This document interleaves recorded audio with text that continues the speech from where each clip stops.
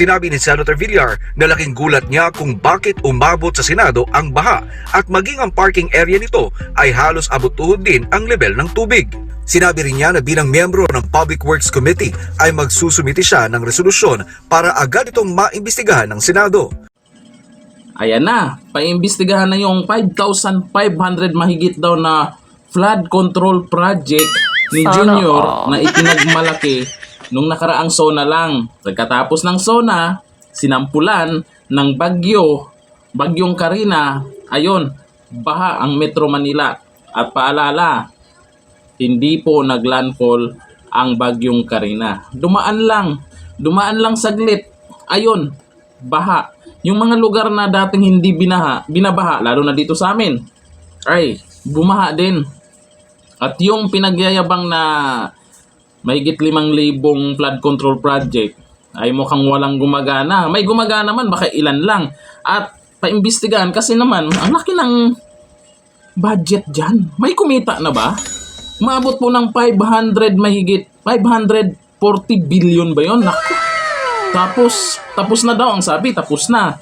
Ngayon, hinahanap po ng karamihan, lalo na po yung mga nabahaan, kung nasaan na po yung 5,000 flood control project na pinagmalaki ng SONA. Eh ang sabi, nabangga daw ng barko. At hindi po natin gawa-gawa yan. Baka sabihin nyo na naman, AI po yung nagsabi na binangga ng barko. Ito Ang flooding dito ang nangyari dito sa Metro Manila. Especially in the traditional low-lying areas like Navotas, like in Malabon, these are all these places that mababa talaga sa dagat yan kahit lagi nababaha. Nasira pa yung flood control natin dahil binangga ng barko. Kaya halos lahat ng bayan ay nasa baka sabihin nyo, AI na naman yan, edited na naman yan. Baka sabihin nyo, hindi siya yan ang nagsalita. Yun yung ginawa niyang dahilan. Tapos nitong nakaraan, iba na naman. Kaya ngayon, sana ituloy po ito. Baka, kasi nag-viral po yan about sa flood control project. Eh baka ano lang yan ay paano lang sa publiko na may gagawin. Eh sana ituloy po yung paimbestigahan at malaman kung ilan ba talaga yung nagawa. Baka hindi alam ng Pangulo natin. Yun yung problema doon. Baka wala siyang alam tungkol doon. Pero ang masama nga lang, pinagmalaki niya na noon sa SONA. At yung mga kongresista, palakpakan. Yung mga pumalakpak ngayon, magsalita din na kayo. Yung pumalakpak na tuwang-tuwa, bumaha na rin po pala dyan sa Senado. Yung dating hindi binabaha na rin. Kaya kinestyon ng karamihan. At viral po ngayon sa social media, hinahanap yung 5,500 flood control project. Sa totoo lang po, kahit dito sa amin, meron po. Pero nung bumaha, hindi gumana. Hindi po gumana. Natagal nang ginawa. Tapos, napakaganda ng pintura. Magkano yung binudget dyan? Di ba? Hindi gumana. May mga hindi gumagana. Ang sabi, tapos na. Ayun ang sabi ng Pangulo. Mahigit 5,000 ang natapos. Hindi sinabi kung gumagana. May kumita na ba? Sino ba yung kumita dyan? Pero hindi po natin masisi lahat dito kay PBBM kasi yun nga, baka hindi nga niya alam. Baka yung kontraktor, dapat yun ang imbestigahan. Kung ilan ba talaga, baka sa report ay yun ang binigay na report. Pero hindi naman. Kaya yun po yung resulta.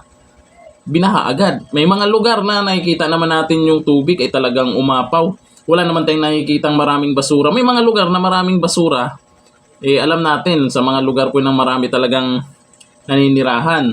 May mga kagaya dyan sa Senado. Umapaw. Naghahanap na naman sila ng masisi. Kaso nga lang, ang napahiya po dito yung Pangulo natin. Kaya dapat may managot. Hindi lang puro imbestiga, Senador Villar. Hindi lang puro imbestiga dapat ang gagawin nyo. Dapat may managot. Kasi kagaya ng mga nakaraan, yung mga investigasyon sabay tameme. Ano yung mga ginawang investigasyon dyan sa Senado? Yung tungkol sa PCSO. Kasi may pangungurakot daw or pandadaya. Tameme. Yung PDLX, anong balita na? Senator Bato? Tameme. Ang daming mga dyan na bigla na lang tumahimik. Bakit kaya? May mga nagsabi kung nadadamay po yung pangalan ng Pangulo ay expected na. Ay magtuloy-tuloy ang investigasyon. Sana dito matuloy. Di ba? Kasi yung Pangulo napapahiya, parusahan ang kung sino mang hindi sumunod dito. Eh may kumita talaga ito. So, kalain mo ba yun yun, 540 billion pesos. Sana all. Pera po ng taong bayan yan. Ngayon, busog na naman sila. Sana Ngayon, all. happy-happy na naman. Pero, sinampulan sila ng isang bagyo na hindi naman naglandfall, binaha ang Metro Manila. Talaga.